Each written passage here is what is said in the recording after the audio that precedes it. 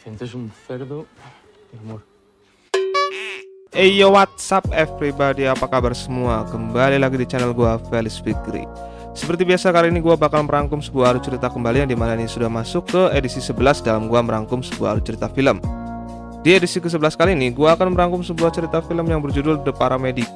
Film ini rilis tanggal 16 September 2020 yang disutradarai oleh Carlos Torras dan meraih rating 5,6 di IMDb.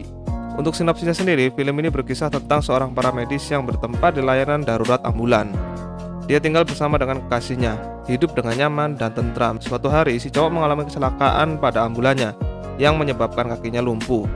Dari situ hubungan mereka mulai retak dan mulai mengalami yang namanya banyak masalah. Bagaimana keadaan dan kehidupan mereka selanjutnya? Yuk kita masuk ke alur ceritanya, guys.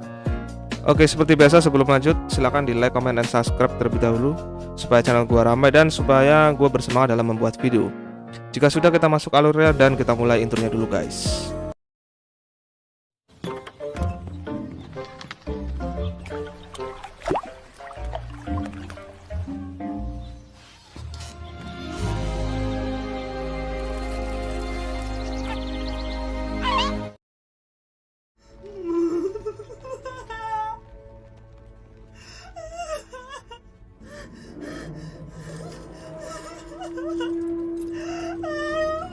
Di scene awal kita akan perlihatkan sebuah kecelakaan lalu lintas.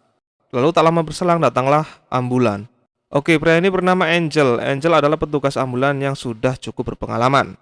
Setelah itu, Angel dan temannya yang bernama Ricardo mengevakuasi korban dan film pun dimulai. Scene berganti ke adegan yang sudah sering terjadi di film-film. Oke, buat yang pada ngekos, mohon bersabar untuk adegan yang satu ini gitu ya. Karena ya baru mulai aja udah kayak gini gitu. Aduh, capek saya. Setelah puas genjot-genjotan, kekasih dari Angel berpamitan untuk mengurus tugasnya. Tugasnya apa nanti bakal ketahuan ya. Oke, sebentar kita kenalan dulu kepada wanita yang sudah habis digenjot oleh si Angel. Dia adalah Vane yang merupakan kasih dari Angel. Mereka berdua tinggal bersama. Angel juga mempunyai hobi yang lumayan kurang dan tidak patut ditiru, yaitu dia suka mengambil barang milik korban. Terlihat dia sedang menyusun sebuah kacamata yang sudah ia kumpulkan dari beberapa korban kecelakaan. Hari berjalan seperti biasanya, Angel kembali bertugas dengan Ricardo. Tak lama berselang, ada panggilan darurat yang masuk dan mereka pun segera berangkat. Ketika sampai di TKP, seperti biasa Angel mengambil kembali barang milik korban yang lumayan cukup berharga. Kali ini dia mendapatkan sebuah jam yang cukup mahal. Setelah itu ia menjualnya, lalu ia pun kembali pulang ke apartemennya. Sesampainya di apartemen, ia sedikit kesal karena menginjak kotoran anjing milik tetangganya. Hal itu ia luapkan ke Vane. Lalu Vane dan Angel mengobrol seperti pada umumnya. Dilihat dari raut wajah Vane, ia seperti tidak bahagia. Ternyata ia kembali lagi yang namanya datang bulan. Dan faktanya, Angel memiliki penyakit yaitu kemandulan. Mereka sudah berhubungan lama tetapi Vane tidak kunjung hamil. Keesokan harinya, Angel memutuskan untuk konsultasi ke dokter untuk memastikan kesuburan spermanya. Dan hasilnya sudah bisa dipastikan ia mandul total. Setelah itu Angel pun pulang. Sesampainya di rumah, ia kembali lagi mengajak Vane untuk sering-sering berhubungan. Angel juga mengajak Vane untuk berlibur untuk berbulan madu. Namun Vane menolaknya. Ia menolak karena harus belajar dan ia sebentar lagi akan menghadapi yang namanya ujian supaya bisa lulus menjadi seorang dokter hewan. Vane pun pergi mandi. Angel yang mulai curiga dengan sikap Vane yang dingin, ia pun mencoba mengecek handphone Vane. Di saat mengecek, ia menemukan sebuah chat yang lumayan cukup mesra dari teman sekelasnya, yaitu Ricardo yang merupakan teman kerja dari Angel. Oke, sebentar, Angel ini selain tukang curi barang orang, dia juga sangat posesif terhadap pasangannya. Mungkin karena posisi dia yang sudah tidak aman karena kemandulannya, ya bisa jadi sih menurut gua kayak gitu ya. Ya jujur sih, kalau di posisi cewek yang mengharapkan seorang bayi ya wajar aja kalau dia bosen gitu ya. Kan statusnya juga belum nikah. Ya entahlah, hanya anak kos yang paham tentang hal ini. Oke, lanjut. Angel kembali mendapatkan panggilan darurat. Angel dan Ricardo segera menuju ke TKP. Sesampainya di TKP, ia segera menginvestigasi korbannya yang kebetulan masih hidup. Mereka pun segera membawanya ke rumah sakit. Di tengah perjalanan, tiba-tiba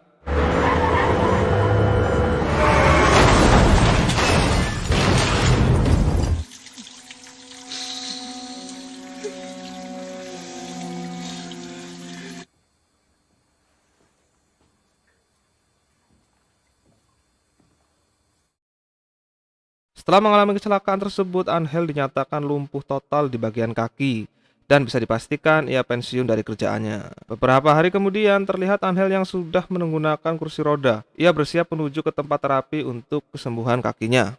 Di tengah perjalanan, ia menonton sebuah video tutorial yang membahas tentang cara meretas handphone. Bukan tanpa alasan dirinya melakukan hal tersebut. Di kondisi dirinya yang sekarang, ia semakin curiga bahwa pacarnya akan selingkuh. Untuk itu, ia merencanakan untuk merentas handphone milik Fanny.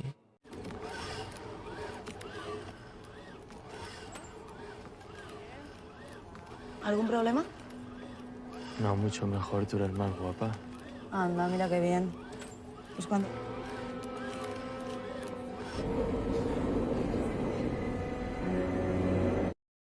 Tiba saatnya Fanny akan pergi untuk mengurus tugas kuliahnya. Sebelum Fanny berangkat, Angel menyuruh untuk membelikan sebuah es krim. Dan setelah Fanny pergi, Angel pun segera meretas handphonenya.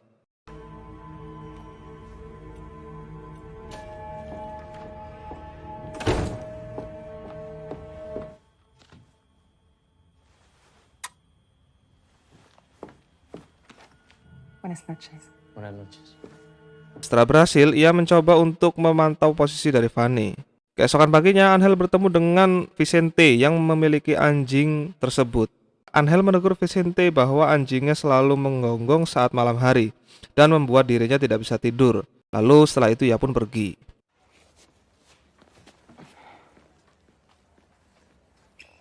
¿Ves cómo sí que podías? Vale, a descansar. Malam harinya ia memberitahu kepada Fanny tentang kemajuan terapinya. Tetapi respon dari Fanny sepertinya biasa saja. Fanny justru meminta izin bahwa dirinya akan bekerja sebagai seorang dokter hewan. Namun Angel tidak mensetujuinya. Mereka pun berdebat sampai akhirnya Fanny pun pergi. Lalu Angel kembali memantau Fanny lewat laptop. Terdengar Fanny sudah semakin dekat dengan Ricardo. Saat Angel akan tidur, ia mengalami kesakitan yang luar biasa. Ia pun segera meminum obatnya.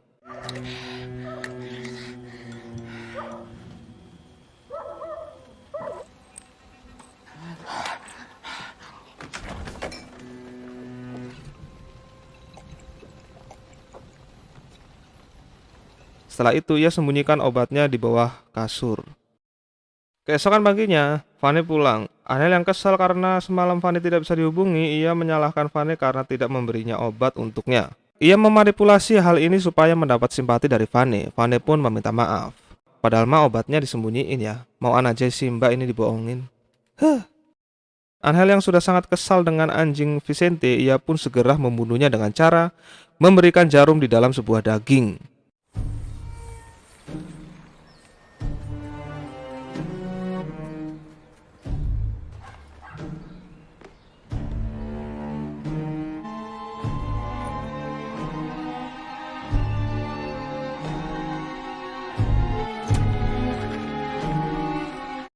Malam harinya, Angel kembali memantau Fanny lewat laptopnya. Terdengar Fanny di situ sedang curhat dengan temannya. Di situ Fanny menyatakan bahwa dirinya sudah tidak nyaman lagi dengan Angel. Angel yang mengetahui hal tersebut, dia berusaha menarik hati Fanny kembali dengan cara membuat momen yang sangat romantis.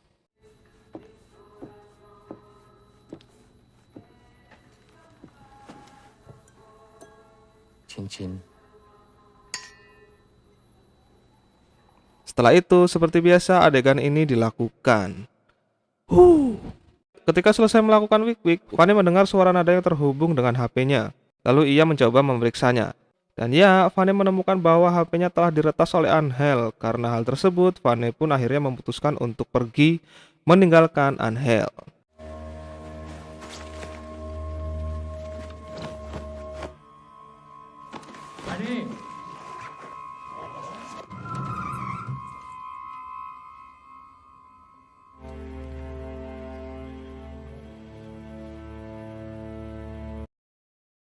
Beberapa bulan kemudian, Natal pun tiba. Angel yang sekarang hidup sendiri, ia sering menghabiskan waktunya di tempat terapinya. Singkat cerita, ia mengunjungi tempat kerja dari Fanny, dan ia mendapati Fanny sedang berciuman dengan Ricardo, yang sekarang menjadi pacarnya. Angel pun terus mengikuti mereka berdua, dan mendapati Fanny dan Ricardo berhenti di tempat perlengkapan bayi. Dan bisa dipastikan, Fanny telah mengandung anak dari Ricardo. Dari situ, Angel menjadi terobsesi untuk melakukan kejahatan. Setelah dirasa siap, Angel segera mencari Fanny. Dimulai dengan dirinya mendatangi tempat kerja Fanny. Lalu ia mengajak Fanny ke rumahnya dengan dalih ingin mengembalikan paspor milik Fanny yang tertinggal. Awalnya Fanny menolak karena merasa kasihan, ia pun mau. Di saat akan mengambil barangnya, Angel langsung membiusnya dan Fanny pun pingsan. Sadar-sadar dirinya sudah terikat. Angel pun mengurungnya dengan menyetelkan musik yang sangat keras. Setelah itu ia mengambil HP Fanny dan membalas pesan ke Ricardo seolah-olah dibalas oleh Fanny. Ia pun membuang HP tersebut. Malam harinya ia kembali menghampiri Fanny yang ia kurung. Fanny diminta tidak teriak jika ingin dilepaskan ikatan di mulutnya. Fanny pun setuju. Lalu Angel memberitahu bahwa dirinya telah menghubungi Ricardo pacarnya. Fanny yang kesal akhirnya berteriak. Angel pun terpaksa membiusnya kembali. Pagi harinya, Vicente mendatangi rumah Angel dan menegur Angel karena memutar musik terlalu keras seharian penuh. Vicente juga curiga karena mendengar suara Fanny yang berteriak. Angel pun terus beralasan sampai akhirnya Angel meyakinkan Vicente dengan berbohong bahwa wanita yang berteriak itu adalah seorang PSK yang ia sewa. Dengan hal tersebut, Vicente pun percaya lalu ia pun pergi. Beberapa hari kemudian, Ricardo datang menemui Angel dan menanyakan Fanny kepada dirinya. Lalu Angel pun menjawabnya bahwa ia tak tahu karena sudah lama tak bertemu. Lalu Angel pun pergi. Paginya Fanny kembali terbangun dari tidurnya dan ia sudah tidak diikat lagi. Ternyata Angel telah menyuntikkan sebuah obat yang bisa membuat Fanny menjadi lumpuh untuk sementara waktu. Fanny pun semakin frustasi dengan keadaannya dan semakin tidak percaya dengan apa yang dilakukan oleh Angel terhadap dirinya. Esta te encantaba.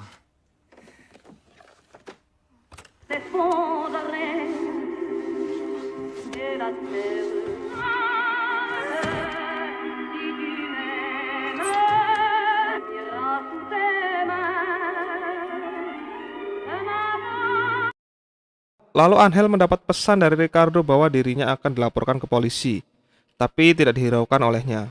Van mencoba terbiasa dengan kondisi ini. Mereka pun mengobrol seputar anak yang dikandung dari Van. Saat Angel mulai lengah, ia pun memukul kepala Angel dengan botol. Lalu ia berteriak minta tolong.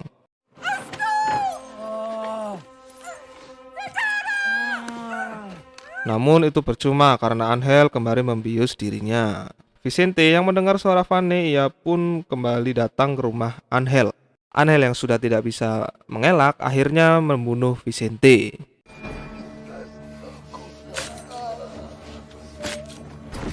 Setelah itu ia menelpon seseorang untuk membuang mayat dari Vicente.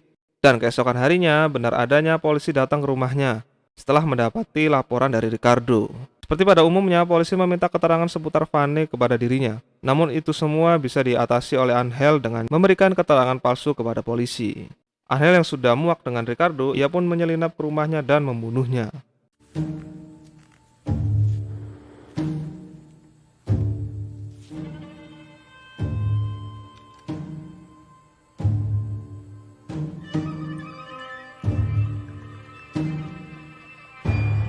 Lalu ia meninggalkan jejak yang seolah Ricardo mati karena bunuh diri.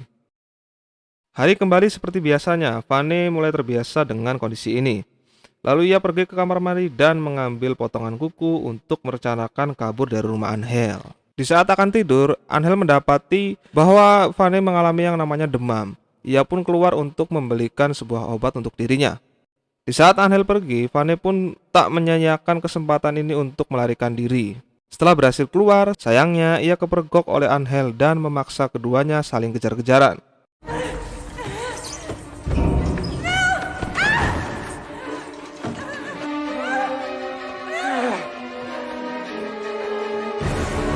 Sampai akhirnya, Fanny berhasil menusuk Angel dan mendorongnya jatuh ke bawah.